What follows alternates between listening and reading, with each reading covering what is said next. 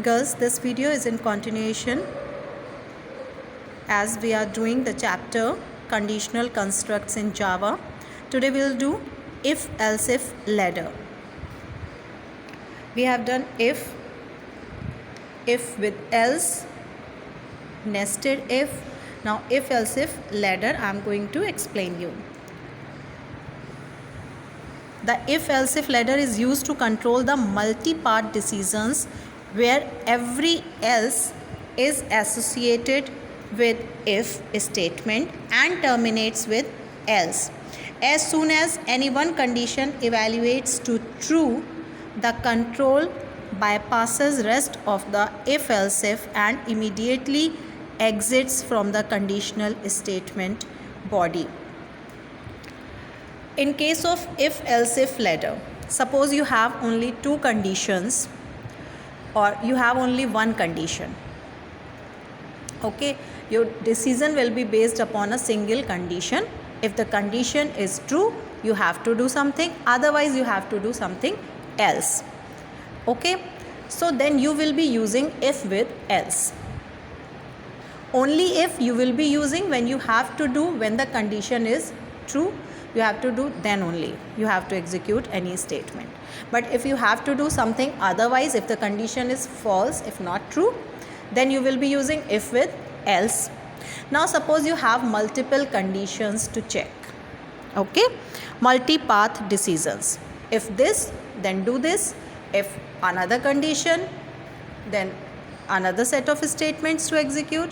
If any third condition is there, another set of statements you will be executing. If any other condition till n, you will be executing different set of statements.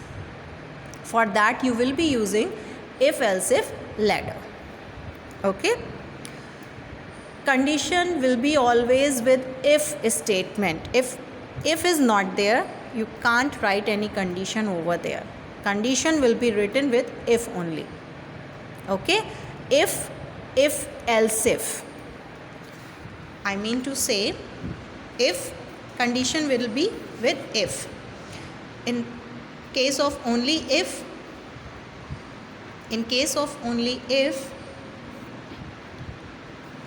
you will be writing condition over here with the keyword if, and the set of statements will be here within the curly braces. If the condition is true, this path will get executed. Now suppose you have to do something otherwise. If the condition is not true, then you will be using if condition with else. We have done this. Okay, in this case, if condition is true, this path will get executed, otherwise this path will get executed. Now suppose you have multiple conditions. If first condition will be with if, only if. Else if, not else only. As you don't have only if and else part, you will be having more than one conditions to be checked. Your decision will be based upon multiple conditions. If this condition is true, this path will get executed, otherwise this condition is true, then this path will get executed. Again, if another condition is there, else if, this path will get executed. Okay, and at the last you will be writing else after all the if and else if. So the first condition you will be using if, in between you will be using else if. If this one, else if this one, else if this one, at last else, otherwise. If any of this condition is not true, then else part will get executed. Okay, fine.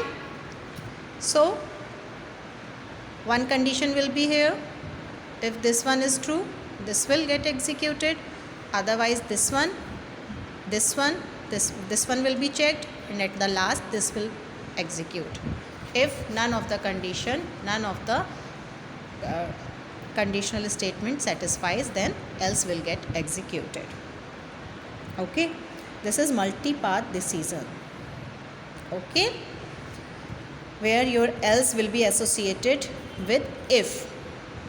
Okay, in this case else will be associated with if, and this condition will be checked.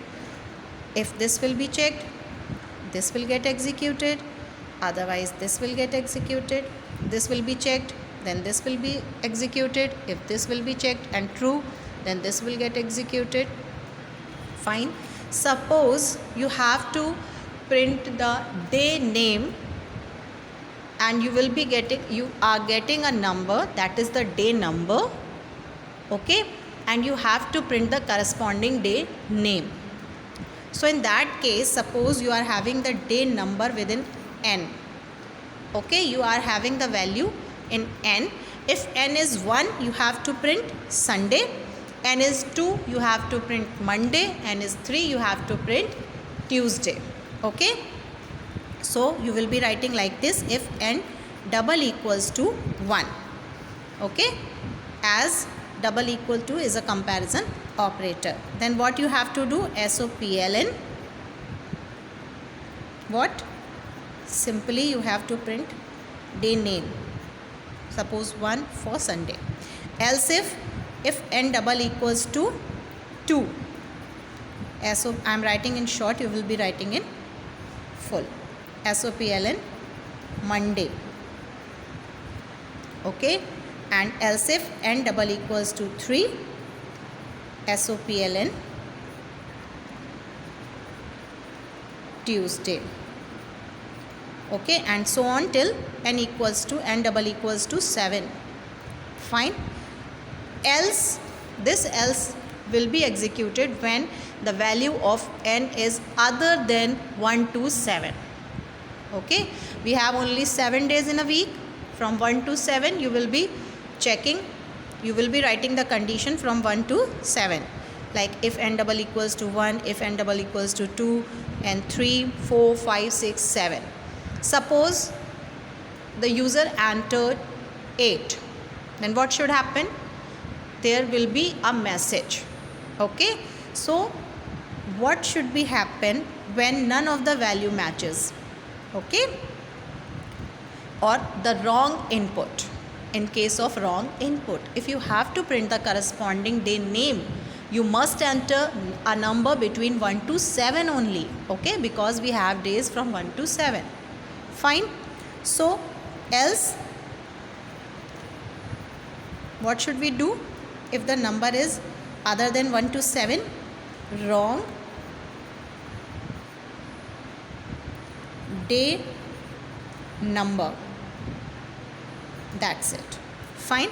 So this will be the program, incomplete program this is. Okay, I have not written the class and function. You will be writing this code within class and function. Okay, like int n equals to, you can initialize the day number with some value. Suppose I have taken 3. Okay, so int n equals to 3. In this case, what will be the result? The result will be Tuesday. Okay, in this case the result will be Tuesday. And suppose if I take n equals to 8, we will be getting, none of the condition will matches, and we will be getting wrong day number as output. Okay.